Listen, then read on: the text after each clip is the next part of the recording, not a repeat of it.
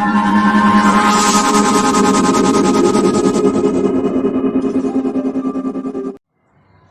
Everyone, this is Yadav MLT. My name is वाली यादव। आज मैं आप लोगों को ब्लड बैंक का most important topic cross match और जिसे हम अनदर नाम से जानते हैं कंपेटिबिलिटी टेस्ट के बारे में डिटेल में बताऊंगा। तो क्रॉस मैच हम कब परफॉर्म करते हैं? जब भी यदि मान लीजिए किसी भी इंडिविजुअल को ब्लड हम चढ़ाते हैं तो चढ़ाने से पहले क्या करते हैं, हम जो जिस भी डोनर का ब्लड उस पेशेंट को हम क्या कर रहे हैं, चढ़ा रहे हैं या ट्रांसफ्यूज कर रहे हैं, तो सबसे पहले हम क्या करते हैं, उन दोनों के ब्लड ग्रुप को मैच करते हैं। तो ब्लड ट्रांसफ्यूज करने के लिए डोनर और रेसिपिएंट का ब्लड ग्रुप मैच होना ही पर्याप्त नहीं है। इसके लिए क्या जो डोनर का ब्लड है वो रेसिपिएंट की बॉडी के लिए क्या होना चाहिए, कंपेटेबल होना चाहिए। तभी हम क्या कर सकते हैं, रेसिपिएंट के ब्लड ट्रांसफ्यूज कर सकते हैं। तो जो ब्लड रेसिपिएंट के लिए कंपेटेबल है या नहीं है उसको हम पता किस टेस्ट करते हैं, क्रॉस मैच टेस्ट और कंपेटेबिलिटी टेस्ट परफॉर्म करके हम पता करते हैं कि डोनर का ब्लड रेसिपिएंट की बॉडी के लिए कंपेटेबल है या नहीं है। क्योंकि जो रेसिपिएंट है उसके सीरम में भी सम इरेगुलर एंटीबॉडी प्रेजेंट होती है, या तो जो डोनर है इसके सीरम में भी यदि कोई भी इरेगुलर एंटीबॉडी प्रेजेंट होती है तो वो क्या कर सकती हैं, हीमोलाइसिस रिएक्शन करा सकती हैं पेशेंट में। तो सबसे पहले हम बात करेंगे definition of cross match. Cross match क्या है? Cross match is a procedure used to determine the compatibility of donor and recipient blood. Is called cross match. क्या है definition?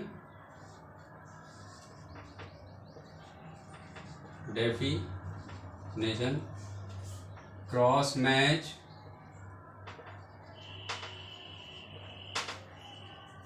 is a procedure used to determine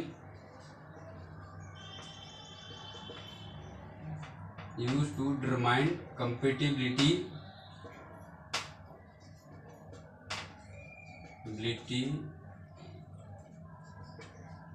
of donor and recipient blood is called the cross match. The cross match. Cross match क्या है? Cross match एक ऐसा procedure है जिसकी help से यदि मान लीजिए हम किसी डोनर का ब्लड किसी भी रेसिपिएंट को ट्रांसफ्यूज कर रहे हैं, तो जो ब्लड डोनर का ट्रांसफ्यूज कर रहे हैं वो ब्लड रेसिपिएंट की बॉडी के लिए कंपेटेबल है या नहीं है, इस चीज़ को डिटेक्ट करने के लिए हम क्रॉस मैच टेस्ट परफॉर्म करते हैं। ठीक है। देन नेक्स्ट है पर्पस ऑफ क्रॉस मैच। हम क्रॉस मैच टेस्ट परफॉर्म करने का पर्पस क्या है? दो पर्पस के बारे में बताऊंगा मैं। First, acceptable the transfusion of blood. हम जो डोनर का ब्लड रेसिपिएंट की बॉडी में ट्रांसफ्यूज कर रहे हैं, डोनर का ब्लड रेसिपिएंट की बॉडी के लिए क्या हो, एक्सेप्टेबल हो। डोनर की रेसिपिएंट की बॉडी डोनर के ब्लड को एक्सेप्ट कर ले। क्या है पर्पस? पर्पस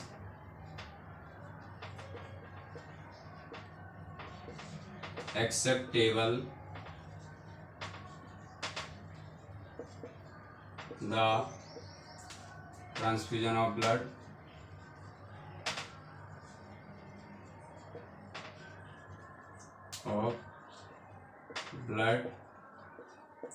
एंड सेकंड क्या है, the blood component should not cause the destruction of recipient erythrocyte. हम जो भी मान लीजिए हम क्या करते हैं, जब भी ब्लड बैंक में ब्लड कंपोनेंट को हम जब सेपरेट करते हैं तो अलग अलग पार्ट में हमारा ब्लड क्या हो जाता है, डिवाइड हो जाता है। जैसे कि एग्जाम्पल दे रहा हूँ आप लोगों को, FFP जिसके फुल फॉर्म है fresh frozen plasma, platelet rich plasma, packed red blood sales. तो ये अलग अलग कंपोनेंट होते हैं ब्लड के।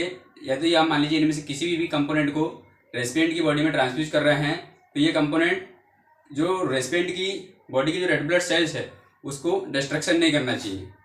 ठीक है। The blood component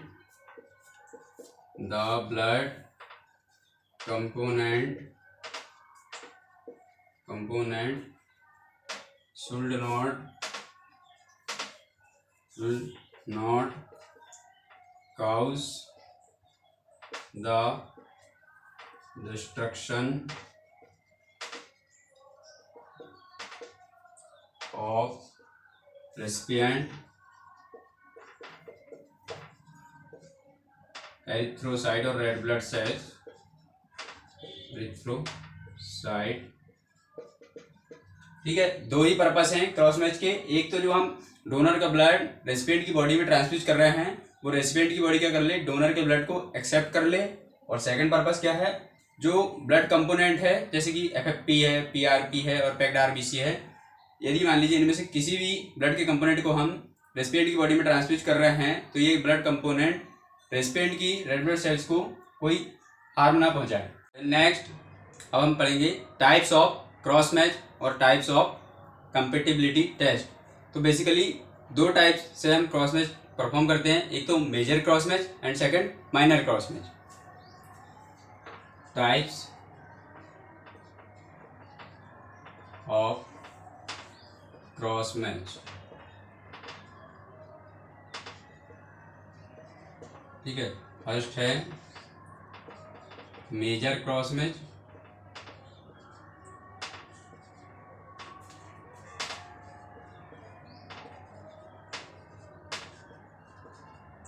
and second है माइनर क्रॉस मैच। जो दो ही टाइप होते हैं क्रॉस मैच के, एक तो मेजर क्रॉस मैच और दूसरा minor cross match. Major cross match क्या होता है, मेजर क्रॉस मैच में हम डोनर की सेल्स लेते हैं और रेसिपिएंट की क्या लेते हैं, सीरम लेते हैं, और दोनों को इन विवो रिएक्शन करवाते हैं। यदि टेस्ट परफॉर्म करने के बाद एग्लूटिनेशन आती है या कोई हीमोलाइसिस ऑब्जर्व होती है उसमें, तो टेस्ट क्या होता है, इनकम्पिटेबल होता है। और यदि कोई एग्लूटिनेशन नहीं आती है तो टेस्ट कम्पिटेबल होता है। मीन्स हम डोनर का ब्लड है रेसिपिएंट की बॉडी में ट्रांसफ्यूज कर सकते हैं यदि कम्पिटेबल आता है। तो क्या लेते हैं हम मेजर क्रॉस मैच में, डोनर की लेते हैं हम क्या, सेल्स, ठीक है, और रेसिपिएंट की सीरम लेते हैं, ठीक है। तो सेल में क्या प्रेजेंट होता है, एंटीजन, और सीरम में एंटीबॉडी प्रेजेंट होती है। तो डोनर की सेल लेंगे और रेसिपिएंट का सीरम लेंगे और दोनों को इन विवो रिएक्शन करवाएंगे, ठीक है। और जो माइनर क्रॉस मैच है, माइनर क्रॉस मैच में हम डोनर का प्लाज्मा लेते हैं और रेसिपिएंट का सेल्स लेते हैं। माइनर क्रॉस मैच में डोनर का प्लाज्मा, इसमें एंटीबॉडी होगी, ठीक है, और रेसिपिएंट का सेल्स लेते हैं जिसमें एंटीजन उपस्थित होगा, ठीक है। इजी लिखना समझना है। तो जो डोनर माइनर क्रॉस मैच में हम डोनर का क्या ले रहे हैं, प्लाज्मा ले रहे हैं और रेसिपिएंट का सेल्स लेते हैं, ठीक है। प्लाज्मा में एंटीबॉडी उपस्थित होगी और सेल्स में एंटीजन उपस्थित होगा, ठीक है। तो जो माइनर क्रॉस मैच में हम डोनर का प्लाज्मा क्यों लेते हैं, क्योंकि जब भी कोई डोनर ब्लड बैंक में ब्लड डोनेट करने के लिए आते हैं, तो क्या होता है, जो डोनर का ब्लड है हम एंटीकोआगुलेटेड ब्लड बैग में कलेक्ट करते हैं, जिसमें CPDA, citrate, phosphate, dextrose, adenine anticoagulant उपस्थित होता है। इसलिए हम इसे क्या कह रहे हैं, प्लाज्मा। इसलिए हम माइनर क्रॉस मैच में डोनर का प्लाज्मा लेते हैं। देन नेक्स्ट हम बात करेंगे कि क्रॉस मैच टेस्ट को परफॉर्म करने के लिए क्या क्या मेथड यूज की जाती है। तो 4 मेथड्स के बारे में बताऊंगा आप लोगों को मैं। मेथड ऑफ क्रॉस मैच,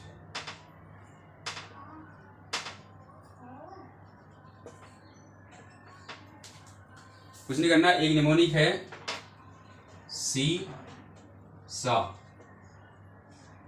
सीसा वर्ड बस याद रख लेना आपको, इससे ही आपको क्रॉस मैच के जो मेथड है उनके चारों के नाम आपको याद हो जाएंगे। फर्स्ट एस का मतलब क्या है, saline room temperature method. First क्या है, सलाइन रूम टेम्परेचर को मैं शॉर्ट में RT लिख रहा हूं, रूम टेम्परेचर मेथड। तो नेक्स्ट क्या है, आई। आई का क्या है पूरा मतलब यहाँ पे, indirect anti human globulin method. Second है indirect anti human globulin method. Then फिर एस, एस का मतलब क्या है, spin immediate method. Spin immediate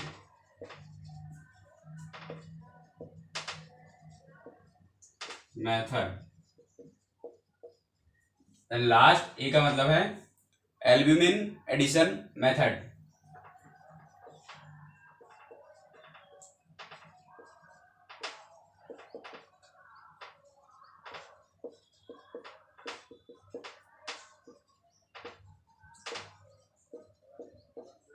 तो हमारे पास 4 मेथड है क्रॉसमैच टेस्ट को परफॉर्म करने के लिए। आपको सिर्फ सीसा याद रखना है, सीसे से ही आप चारों मेथड के नाम आसानी से याद कर सकते हो। फर्स्ट एस का मतलब है इस सलाइन रूम टेम्परेचर मेथड, और आई का मतलब है indirect anti human globulin method, और फिर एस का मतलब है स्पिन इमीडिएट मेथड, और ए का मतलब है एल्ब्यूमिन एडिशन मेथड। तो जो सलाइन रूम टेम्परेचर मेथड है, इसको परफॉर्म करने के लिए हमें 45 to 60 मिनट लगते हैं, क्योंकि सलाइन रूम टेम्परेचर मेथड में हमको सलाइन को इनक्यूबेट करना पड़ता है। ठीक है, सलाइन रूम टेम्परेचर मेथड में कितना लग रहा है, 45 to 60 मिनट तक का टाइम लगता है। बट जो मोस्ट कॉमन या मोर यूज होता है एवरी ब्लड बैंक में, वो है स्पिन इमीडिएट मेथड, जो कि 10 से 15 मिनट में कंप्लीट हो जाता है। 10 से 15 मिनट में स्पिन इमीडिएट मेथड। तो आज मैं आप लोगों को मेजर क्रॉस मैच को स्पिन इमीडिएट मेथड से कैसे करते हैं, इसके बारे में डिटेल में बताऊंगा। Major cross match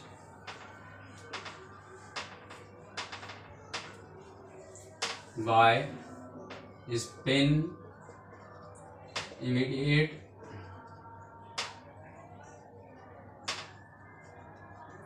spin immediate method से हम मेजर क्रॉस मैच कैसे करते हैं, इसके बारे में बात करेंगे। तो फर्स्ट क्या है प्रोसीजर,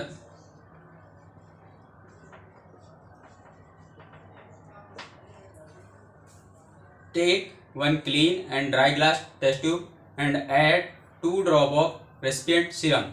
एक क्लीन ड्राई टेस्ट ट्यूब लेना है और इस टेस्ट ट्यूब में जो रेसिपिएंट है उसका 2 ड्रॉप सीरम ऐड करना है। Take 1 clean dry test tube and add 2 drop of recipient serum.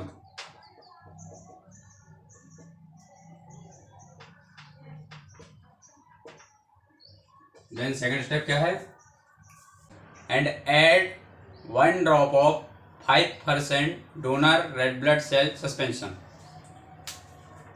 and add 1 drop of 5% donor red blood cell suspension।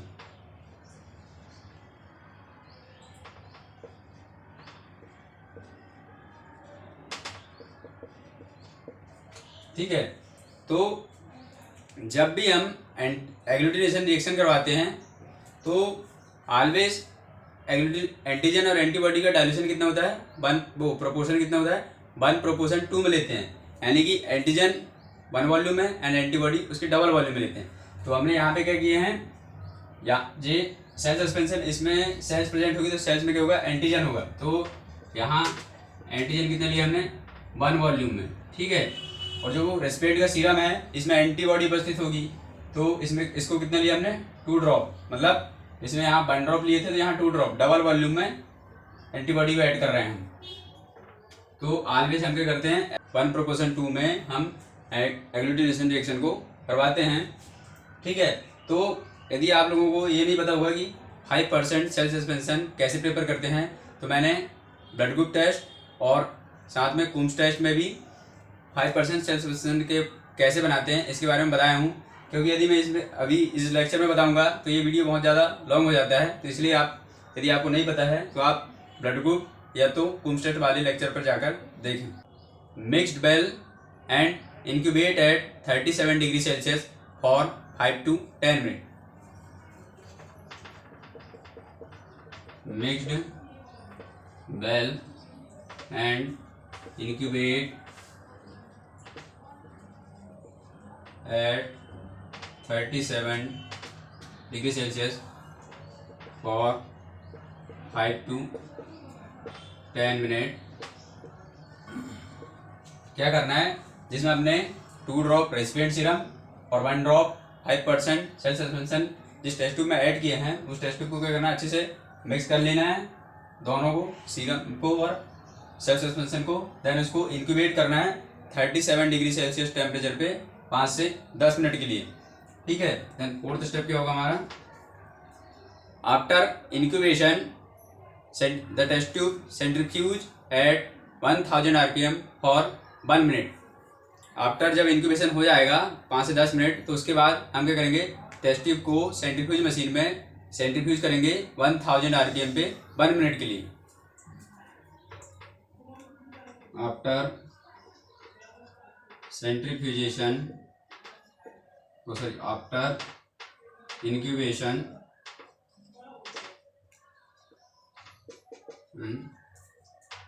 test tube is after incubation test tube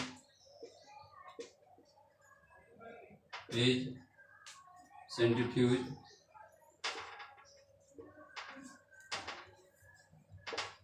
at 1000 RPM for 1 minute.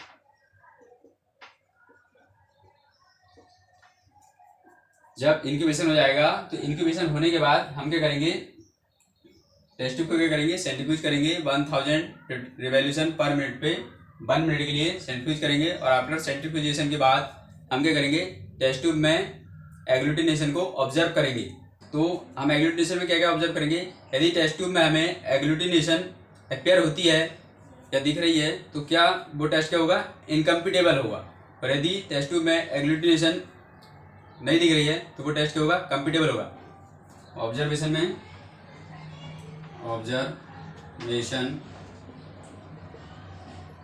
क्या है, if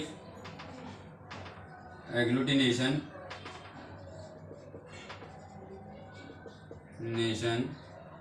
present test किया जाएगा incompatible.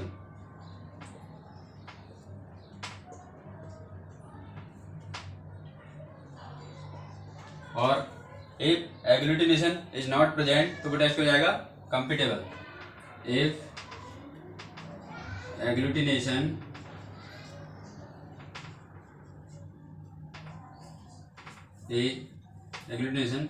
Not present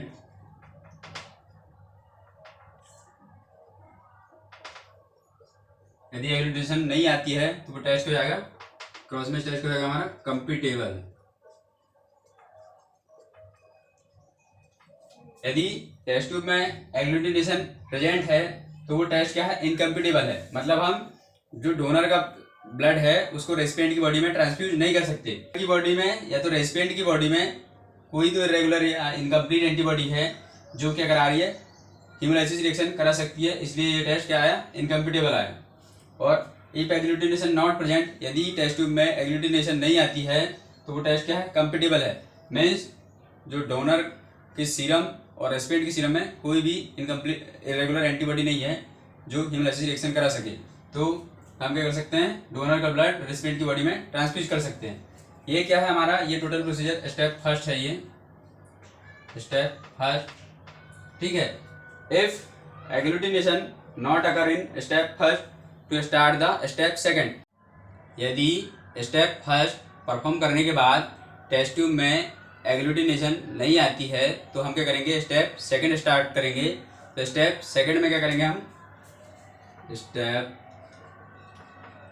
second, add 1 drop of anti human globulin reagent in the same test tube and mix well and centrifuge at 1000 RPM for 1 minute and observe agglutination. जिस test tube में अभी step first perform करते time पे agglutination नहीं आई थी, उसी test tube में हमें क्या करना है, एंटी ह्यूमन ग्लोबुलिन रिएजेंट की 1 ड्रॉप ऐड करना है। देन टेस्ट ट्यूब को प्रॉपर अच्छे तरीके से मिक्स कर लेना है। देन मिक्स करने के बाद टेस्ट ट्यूब को 1000 RPM पे 1 मिनट के लिए सेंट्रीफ्यूज करना है। देन सेंट्रीफ्यूजेशन होने के बाद हम एग्लूटिनेशन को ऑब्जर्व करेंगे। क्या है, add 1 drop of anti human globulin reagent in same test tube, उसी टेस्ट ट्यूब में ऐड करना है हमें, सेम टेस्ट ट्यूब एंड उसी same test tube mixed well and centrifuge at 1000 revolution per minute, RPM लिख रहा हूँ शॉर्ट में, और 1 मिनट। आफ्टर 1 मिनट के बाद क्या करेंगे, हम एग्लूटिनेशन को ऑब्जर्व करेंगे। यदि सेंट्रीफ्यूज करने के बाद यदि टेस्ट ट्यूब में एग्लूटिनेशन आती है तो हमारा टेस्ट क्या है, इनकम्पिटिबल होगा। पर यदि एग्लूटिनेशन नहीं आती है तो टेस्ट हो जाएगा कंपिटिबल होगा। इफ एग्लूटिनेशन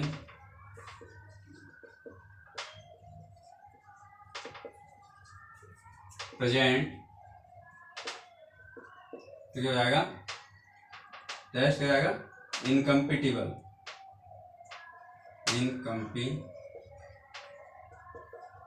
हो जाएगा। And if agglutination not present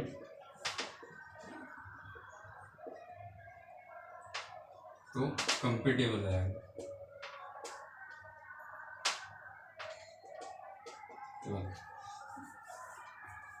यदि इनकम्पिटिबल आया तो मतलब क्या है कि जो रेसिपिएंट है या डोनर है, इसके इन दोनों के सीरम में, किसी के भी सीरम में क्या है, कोई तो इरेगुलर एंटीबॉडी है जो क्या करा रही है, एग्लूटिनेशन रिएक्शन करवा रही है। ठीक है, तो यदि एग्लूटिनेशन नहीं आती है तो यानी कि एग्लूटिनेशन नहीं आ रही तो रेसिपिएंट की बॉडी में या डोनर की बॉडी में कोई भी ऐसी इरेगुलर एंटीबॉडी नहीं है जो हीमोलाइसिस कराए, तो हम क्या कर सकते हैं, डोनर का ब्लड रेसिपिएंट की बॉडी में ट्रांसफ्यूज कर सकते हैं।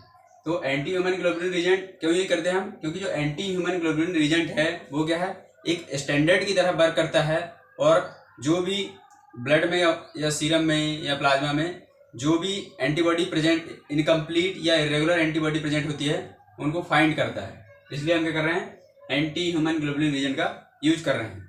ठीक है, अब यदि if agglutination not occur in step first and step second to start the step third, यदि स्टेप फर्स्ट और स्टेप सेकंड दोनों परफॉर्म करने के बाद यदि टेस्ट ट्यूब में एग्लूटिनेशन नहीं आती है तो हम क्या करेंगे, स्टेप थर्ड स्टार्ट करेंगे। स्टेप थर्ड क्या होता है, टेस्ट की एक्यूरेसी को चेक करने के लिए होता है।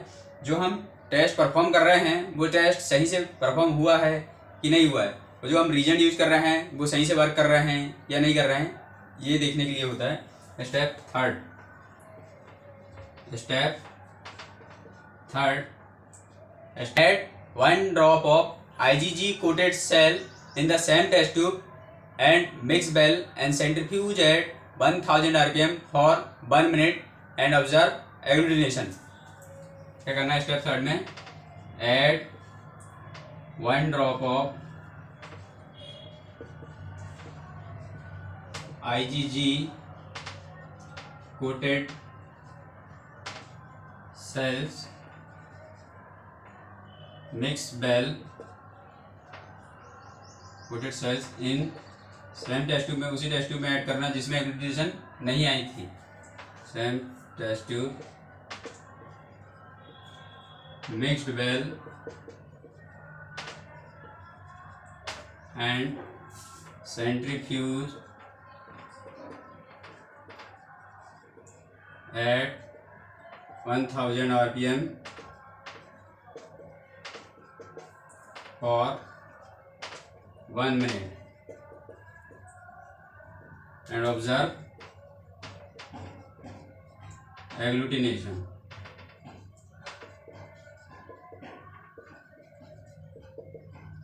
क्या करना हमें, जो स्टेप फर्स्ट और स्टेप सेकंड परफॉर्म करने के बाद जिस टेस्ट ट्यूब में एग्लूटिनेशन नहीं आई थी उसी सेम टेस्ट ट्यूब में हमें क्या करना है, 1 ड्रॉप आईजीजी कोटेड सेल्स की ऐड करना है और उसको अच्छी तरीके से मिक्स कर लेना है। देन मिक्स करने के बाद टेस्ट ट्यूब को 1000 RPM पे 1 मिनट के लिए सेंट्रीफ्यूज करेंगे। देन एग्लूटिनेशन को ऑब्जर्व करेंगे। ये आईजीजी कोटेड सेल्स क्या होती हैं, पॉजिटिव सेल्स होती हैं, इसलिए हम क्या कर रहे हैं, ये टेस्ट की एक्यूरेसी के लिए परफॉर्म करते हैं। स्टेप थर्ड, टेस्ट एक्यूरेसी को चेक करने के लिए, टेस्ट एक्यूरेसी को चेक करने के लिए हम क्या कर रहे हैं, स्टेप थर्ड परफॉर्म करते हैं। अब ऑब्जर्वेशन में क्या है, यदि स्टेप फर्स्ट और स्टेप सेकंड और स्टेप थर्ड तीनों में एग्लूटिनेशन आती है तो हमारा टेस्ट प्रोसीजर क्या है, सही से परफॉर्म हुआ है और वो टेस्ट क्या है, इनकम्पिटेबल होगा। ऑब्जर्वेशन, यदि एग्लूटिनेशन किस किस में आ रही है, एग्लूटिनेशन किस किस स्टेप में, स्टेप फर्स्ट, सेकंड, थर्ड, तीनों स्टेप में टेस्ट ट्यूब में एग्लूटिनेशन आ रही है तो हमारा टेस्ट क्या है, इनकम्पिटेबल है। मतलब जो टेस्ट का प्रोसीजर है वो भी सही से परफॉर्म हुआ है, ठीक है, इनकम्पिटेबल है, ठीक है। और यदि हमें क्या है, स्टेप फर्स्ट और स्टेप सेकंड इन दोनों में मान लीजिए एग्लूटिनेशन आती है, ठीक है, टेस्ट ट्यूब में, और मान लीजिए स्टेप थर्ड में एग्लूटिनेशन नहीं आ रही है तो हमारा जो टेस्ट का प्रोसीजर है वो सही से परफॉर्म नहीं किया है, हमने कुछ एरर कर दिया है, तो उसको क्या करेंगे, हम स्टेप फर्स्ट और स्टेप सेकंड को फिर से रिपीट करेंगे, ठीक है। तो जो स्टेप थर्ड में एग्लूटिनेशन क्यों आई, क्योंकि स्टेप थर्ड में हम क्या कर रहे हैं, पॉजिटिव आईजीजी सेल ऐड कर रहे हैं। तो ये हमारा क्रॉस मैच के टेस्ट का पूरा प्रोसीजर हो चुका है। अब मैं आप लोगों को पूरा प्रोसीजर एक बार फिर से रिपीट करके बता देता हूँ। सबसे पहले क्या करना है, हमें एक क्लीन ड्राई टेस्ट ट्यूब लेना है और उस टेस्ट ट्यूब में रेसिपिएंट के सीरम की 2 ड्रॉप ऐड करना है। देन हमें क्या करना है, 1 ड्रॉप 5% डोनर की जो सेल्फ सस्पेंशन है उसको ऐड करना है। देन ऐड करने के बाद मिक्स करना है। देन मिक्स करके उस टेस्ट ट्यूब को हम सेंट्रीफ्यूज करेंगे, इंक्यूबेट करेंगे 5 to 10 मिनट के लिए, और आफ्टर इंक्यूबेशन के बाद टेस्ट ट्यूब को हम सेंट्रीफ्यूज करेंगे 1000 RPM पे 1 मिनट के लिए। यदि टेस्ट ट्यूब में एग्लूटिनेशन आती है तो हमारा टेस्ट क्या होगा, इनकम्पिटेबल होगा, और यदि एग्लूटिनेशन नहीं आती है तो क्या करेंगे, टेस्ट कम्पिटेबल होगा, ठीक है। मीन्स हम रेसिपिएंट को ट्रांसफ्यूज कर सकते हैं, ठीक है। देन इफ एग्लूटिनेशन नॉट अगर इन स्टेप फर्स्ट, तो स्टेप हम क्या करेंगे, स्टेप सेकंड स्टार्ट कर देंगे। तो स्टेप सेकंड में क्या करेंगे, हम उसी सेम टेस्ट ट्यूब में हम 1 drop anti human globulin reagent की ऐड करेंगे और उसको प्रॉपर अच्छे तरीके से मिक्स कर लेंगे। देन मिक्स करने के बाद टेस्ट ट्यूब को हम 1000 RPM पे 1 मिनट के लिए सेंट्रीफ्यूज करेंगे। देन एग्लूटिनेशन को ऑब्जर्व करेंगे। तो यदि एग्लूटिनेशन आती है तो क्या होगा, टेस्ट इनकम्पिटेबल होगा, और यदि एग्लूटिनेशन नहीं आती है तो क्रॉस मैच क्या होगा, कम्पिटेबल होगा, ठीक है। तो जो एंटी ह्यूमन ग्लोबुलिन रिजेंट है वो क्या है, एक स्टैंडर्ड की तरह वर्क करता है जो रेगुलर और इनकम्प्लीट एंटीबॉडी को फाइंड करने में हेल्प करता है, ठीक है। If agglutination not occur in step second, तो हम क्या करेंगे, स्टेप थर्ड स्टार्ट करेंगे। उसी सेम टेस्ट ट्यूब में हम क्या करेंगे, 1 ड्रॉप आईजीजी कोटेड सेल्स की ऐड करेंगे। देन टेस्ट ट्यूब को प्रॉपर अच्छी तरीके से मिक्स कर लेंगे। देन उसको सेंट्रीफ्यूज करेंगे 1000 RPM पे 1 मिनट के लिए। देन एग्लूटिनेशन को ऑब्जर्व करेंगे। देन ऑब्जर्वेशन में यदि हमारे स्टेप फर्स्ट, स्टेप सेकंड और स्टेप थर्ड तीनों स्टेप में यदि टेस्ट ट्यूब में एग्लूटिनेशन आती है तो हमारा टेस्ट प्रोसीजर क्या है, सही से परफॉर्म हुआ है, ठीक है, और वो टेस्ट क्या होगा, इनकम्पिटेबल होगा। और यदि मान लीजिए स्टेप फर्स्ट और स्टेप सेकंड में एग्लूटिनेशन आती है बट स्टेप थर्ड में यदि एग्लूटिनेशन नहीं आती है तो हमारा क्या होगा, टेस्ट प्रोसीजर जो है वो रॉन्ग हुआ है। क्यों? क्योंकि IgG क्या है, पॉजिटिव सेल्स हैं। तो हम क्या करेंगे, स्टेप फर्स्ट और स्टेप सेकंड को फिर से रिपीट परफॉर्म करेंगे। ठीक है, आई होप दोस्तों आप लोगों को क्रॉस मैच के बारे में समझ में आया होगा। यदि वीडियो यूजफुल लगा हो तो लाइक शेयर एंड सब्सक्राइब करें। यदि आप हमारे वीडियो को फेसबुक के पेज पर देख रहे हैं तो हमारे पेज को लाइक करें। धन्यवाद।